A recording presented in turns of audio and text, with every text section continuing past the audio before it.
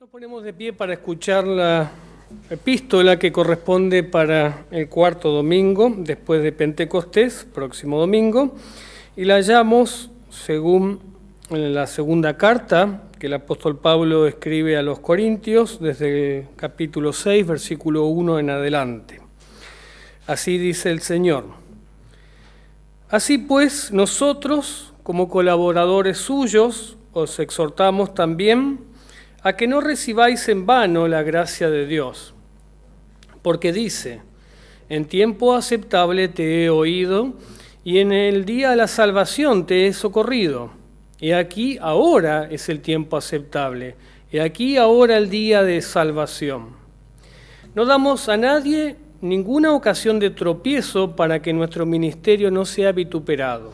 Antes bien, nos recomendamos en todo como ministros de Dios, en mucha paciencia, en tribulaciones, en necesidades, en angustias, en azotes, en cárceles, en tumultos, en trabajos, en desvelos, en ayunos, en pureza, en ciencia, en longanimidad, en bondad, en el Espíritu Santo, en amor sincero, en palabra de verdad, en poder de Dios, con armas de justicia a diestra y a siniestra, por honra y por deshonra, por mala fama y por buena fama, como engañadores pero veraces, como desconocidos pero bien conocidos, como moribundos, mas he aquí vivimos, como castigados, mas no muertos, como entristecidos, mas siempre gozosos, como pobres, mas enriqueciendo a muchos, como no teniendo nada, mas poseyéndolo todo. Nuestra boca se ha abierto a vosotros, oh Corintios, nuestro corazón se ha ensanchado. No estáis estrechos en nosotros, pero sí sois estrechos en vuestro propio corazón.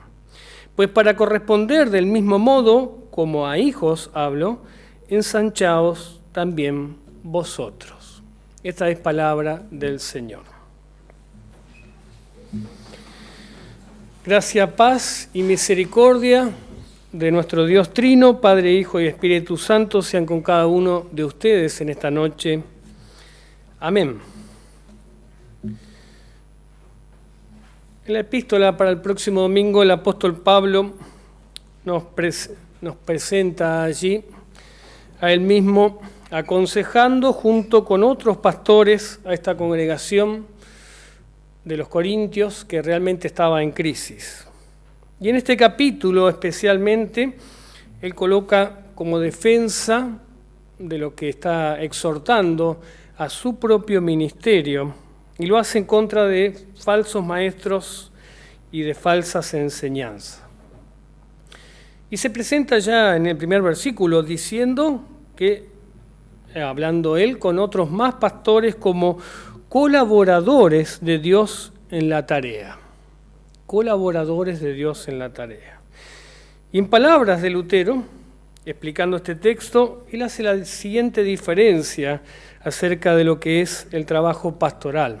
Y dice: el trabajo pastoral hacia los miembros es con la palabra externa, la predicación y la enseñanza. Y Dios, por su Espíritu Santo, hace la obra hacia el interior y da su bendición, porque no permite que su trabajo sea en vano. Por lo tanto, Dios es el verdadero maestro, realizando la obra suprema en el corazón, mientras que el pastor solo sirve exteriormente a través del ministerio, esto es, predicación y administración de los sacramentos. Y el apóstol Pablo apela a su ministerio para exhortarlos. Y habla de que, junto con los otros pastores que estaban allí, ellos, los corintios, estaban despreciando a esta palabra externa. Estaban despreciando a los que Dios había mandado allí. Y estaba despreciando a aquel que había fundado esa congregación, que era el mismo apóstol Pablo. Y estaban despreciando la obra de Dios entre ellos.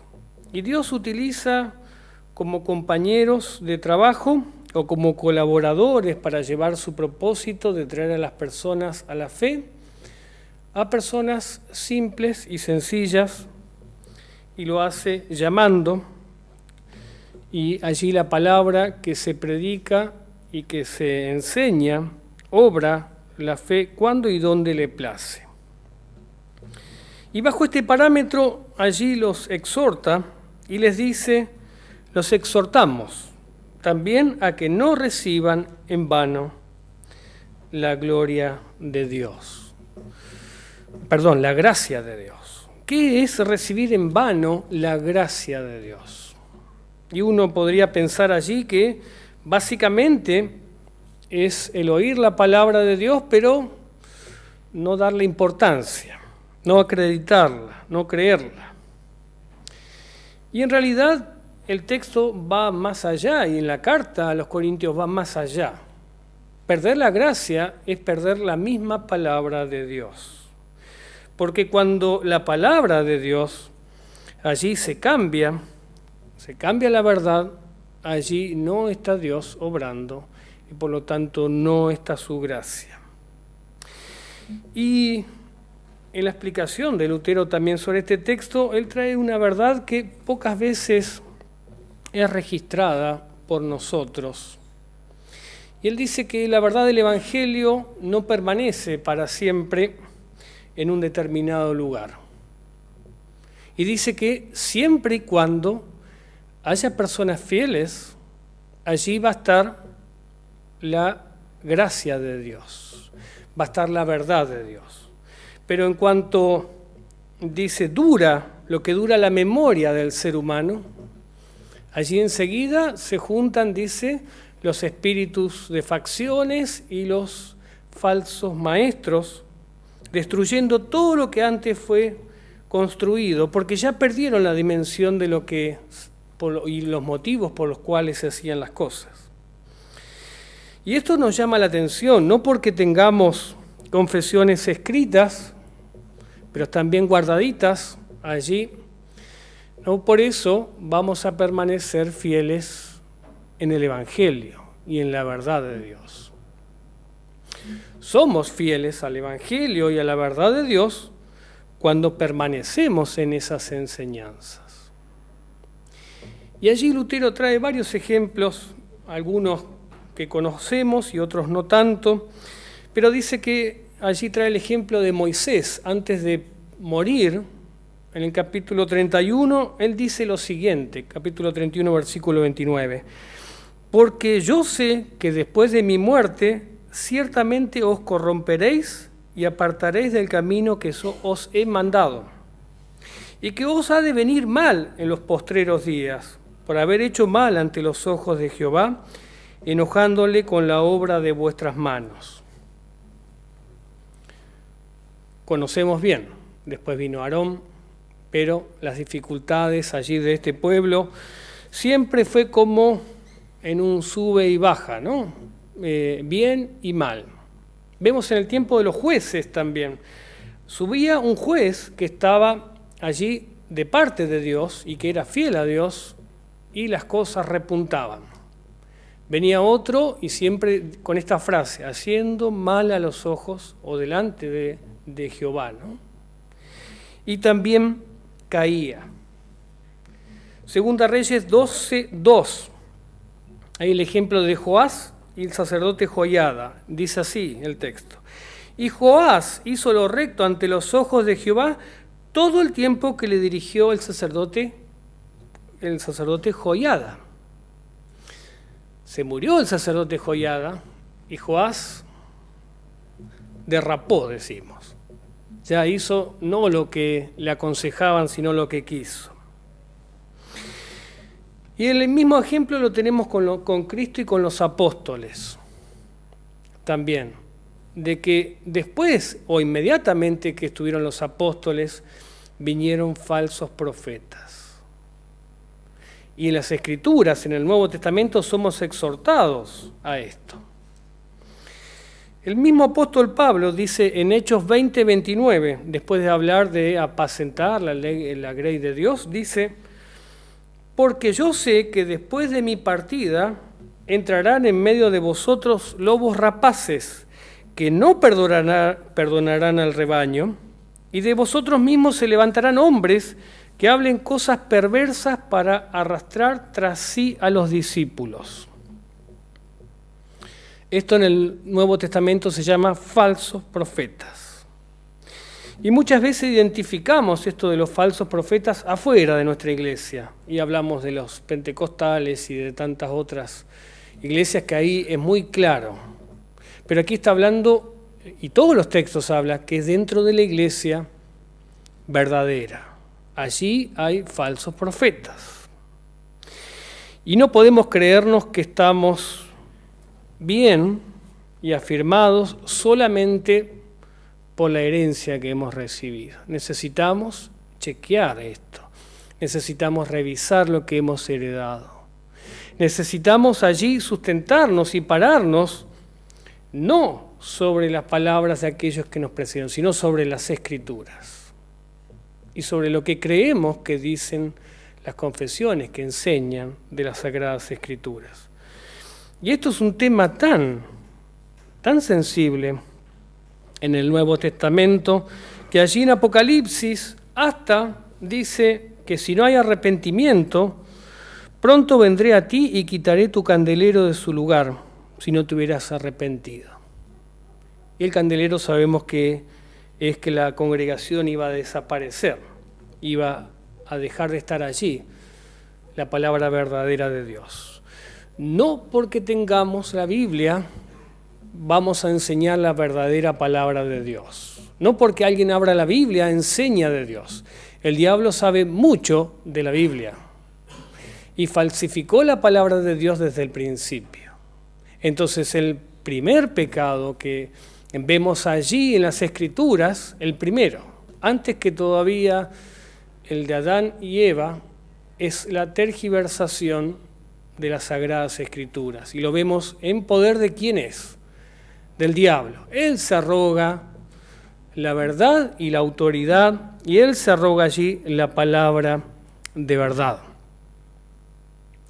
Y esto es algo permanente, sigue existiendo en nuestros días.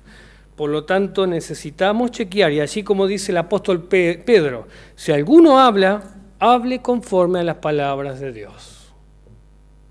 No a las palabras humanas, no a los pensamientos. Y por eso recibimos en vano la gracia de Dios cuando esta palabra entra por un oído, sale por otro. Recibimos en vano la palabra de Dios cuando chequeamos a ver quién le va a tocar el que va a predicar y decimos, este no va a predicar bien la palabra. Este ya tiene algunos errores. Entonces empezamos a filtrar y nos colocamos como jueces de la palabra, diciendo qué está bien, qué está mal, qué me sirve, qué no me sirve. Y en realidad Dios va contra nuestra razón y contra lo que pensamos acerca de esto. Y a pesar de utilizar personas sencillas, débiles, frágiles como cualquier otra, que son los pastores, a través de su predicación y de su enseñanza, Dios hace su obra. Así como lo hace en las familias, a través de las vocaciones del padre y de la madre, y allí en el ejercicio del sacerdocio de todos los creyentes. Dios también allí hace su obra. Pero el venir a la fe es por la predicación de la palabra de verdad.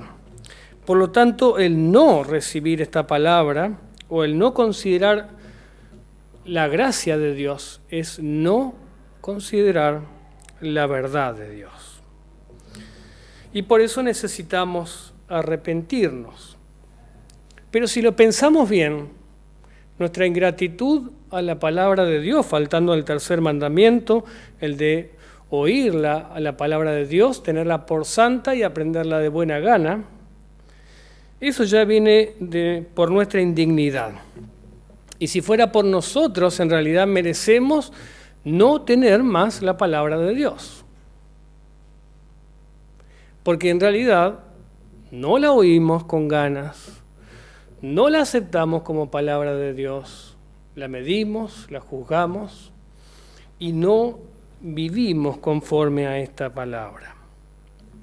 Y la gracia de Dios, menos mal, que se ofrece independientemente de nuestras obras, de nuestras personas. Sí, la gracia de Dios se recibe por medio de la fe. Y la fe es engendrada por medio de la palabra y la predicación.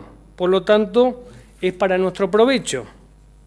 Pero guarda, que si no la utilizamos para nuestro provecho, la estamos utilizando a la palabra de Dios para nuestra condenación. Porque la palabra de Dios sale, dice en Isaías 55, y hace lo que yo digo. Por lo tanto, también a veces puede volver como condenación para aquellos que la rechazan. Y cuando una persona finge interés en el perdón de los pecados, pero su corazón está lejos, cuando una persona finge en valorar los méritos de Cristo, pero en realidad basa toda su vida en su propia justicia, en realidad, y en sus propios méritos y todo lo que él puede hacer, como sus capacidades. Cuando pensamos así, estamos considerando en menos la gracia de Dios. Pero he aquí, sigue diciendo el texto, he aquí ahora el tiempo aceptable, he aquí la hora de salvación, citando a Isaías 49:8. Y en palabras también del Salmo 118:24, este es el día que hizo el Señor. Este es el tiempo agradable. Jesús dijo, vengo a predicar el año favorable. Este es el tiempo.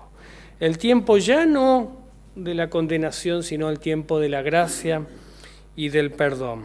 Y esto tiene una riqueza porque de esto se trata el Evangelio. Jesús no vino para condenar, sino para salvar a aquello que se había perdido.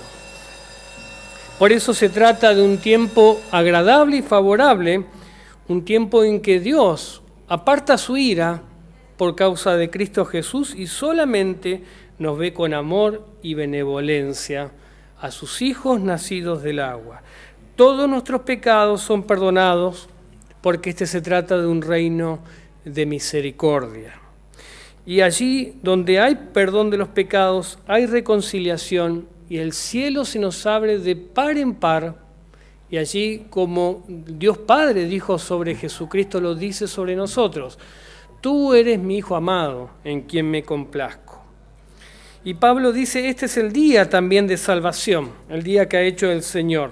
El día que Dios nos da y nos sostiene por causa de Cristo. Y celebramos cada domingo este día, porque es un día de seguridad. Nunca nos podemos ir de un culto con falsas seguridades o con expectativas. En el culto hemos recibido lo más maravilloso, que es el perdón de nuestros pecados. Por eso es un día feliz, es un día bendito, es un día de abundancia, es un día de que Dios se hace favorable con nosotros. Y aunque nuestro juicio carnal y superficial a veces piensa que el tiempo actual que vivimos como personas y como iglesia es un tiempo que no es muy bueno, es un tiempo de problemas, de dificultades. En realidad, el tiempo de la misericordia sobrepasa todo eso y nos vuelve a cubrir y nos vuelve a decir, este es un tiempo favorable, es un tiempo en que Dios quiere derramar su misericordia para contigo. Y el apóstol, a partir de este concepto, empieza a dar todas las cosas que empieza a describir lo que pasa en el ministerio pastoral. Empieza a sustentar esto como instrumentos de Dios. Y dice, no damos a nadie ninguna ocasión de tropiezo. Así comienza diciendo así. Y hay dos tipos de tropiezo. El primero, cuando las personas se sienten ofendidas por causa del Evangelio. Esto es algo normal y que no podemos evitar. Pero sí, el otro tropiezo es cuando ese escándalo para aquellos que hacen abuso de su libertad en Cristo o utilizan el Evangelio para su libertinaje. Y dice el apóstol Pablo, para que nuestro ministerio no sea vituperado. Y acá el apóstol Pablo no se estaba preocupando a ver de su fama, de su reputación, aunque la coloca allí en juego, pero aquí había algo más grande, que se trataba del ministerio de Cristo entre ellos. ¿Quién puede evitar que el oficio pastoral sea vituperado? ¿Quién puede evitarlo? Nadie. Porque así como la palabra de verdad es tropiezo para el incrédulo o para aquel que no quiere entender, así también lo es el ministerio cuando predica esa palabra, porque se lo identifica. Y por eso dice el apóstol Pablo, nos recomendamos en todo como ministros de Dios, soportando las marcas y de la vida cristiana, porque estas marcas no solamente se aplican al pastorado, sino a la vida cristiana. Y dice allí, en mucha paciencia, en tribulaciones, dígame si no vivimos todo esto, en necesidades, en angustias, en azotes, en cárceles, en tumultos, en trabajos, en desvelos, en ayunos, en pureza, en ciencia, en longanimidad, en bondad, en el Espíritu Santo, en amor sincero, en palabra de verdad, en poder de Dios, con armas de justicia, diestra y siniestra, por honra y por deshonra, por mala fama y por buena fama, como engañadores pero veraces, como desconocidos pero bien conocidos, como moribundos, mas he aquí vivimos, como castigados, mas no muertos, como entristecidos, mas siempre gozosos, como pobres, mas enriqueciendo a muchos, como no teniendo nada, mas poseyéndolo todo. Esta es nuestra vida cristiana a partir de Cristo. Esto es lo que Cristo ha padecido en la cruz del Calvario por nosotros. Azotes, juicios. Allí ha padecido tribulación, angustias, y en la cruz, y por derramar su sangre, nos ha perdonado todos nuestros pecados. Y allí nos coloca, y nuestra vida es bajo la vida de Cristo. Por lo tanto, no nos veamos asombrados que nos toca vivir esto. Y realmente, el ministerio pastoral es esto, y la vida cristiana también es esta, es vivir bajo la cruz de Cristo. Y no dar rienda suelta a la carne ni complaciendo la ociosidad. Y Lutero advierte muchísimo contra los pastores, y en este caso también lo podemos aplicar contra los estudiantes y también contra los miembros, de la ociosidad. Cuando estamos tan ociosos y nos satisfacemos en nuestra carne, en realidad estamos dando rienda suelta a que el diablo haga con nosotros lo que quiere. Es algo que tenemos que cuidar, porque aquí no se trata de nosotros como personas, sino que se trata de algo más importante, que es la obra del Señor.